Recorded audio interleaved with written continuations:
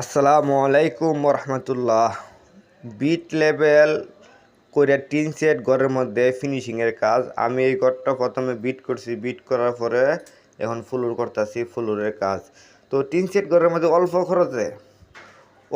খরচে আপনি বিট ফাঁকা করিয়া ফিনিশিং দিয়া ঘর করা যায়। খুব সুন্দর একটা ঘর হয় অল্প খরচে। আপনি যে কোনো সময়ে টিন সেট ঘরের মধ্যে ফিনিশিং দিলে আপনার ঘরটা আর ওই যে কষ্ট হইতো না, মাটি উঠতো না। এটার মধ্যে ডালাই দিছি, ডালাই দিয়ে এটার ফিনিশিং করতেছি, ফিনিশিং করবো, ফিনিশিংয়ের কাজ। আমার হাতে যে ফাট্টাটা দেখছেন এটা হলো ফাট্টা বা গজ বলে, এটা দিয়ে আমি ফিনিশিং দিই, লেবেল করি। লেবেলটা হলো সবচেয়ে আসল।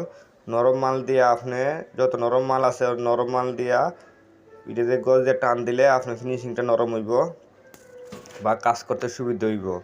এই জন্য এটারে দেওয়া হইতেছে আপনার ফিনিশিং।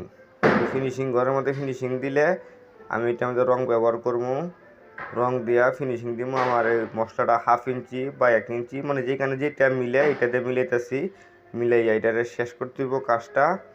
তো আপনারা যদি আমার এই ভিডিও এগুলো দেখেন, যদি আপনার কাছে ভালো লাগে তাহলে আপনার ভিডিওটা সাপোর্ট করবেন। আর আমার এই প্রত্যেকটা ভিডিও আপনাদের উদ্দেশ্য ছাড়াই কেউ না কারো উপকার হতে পারে।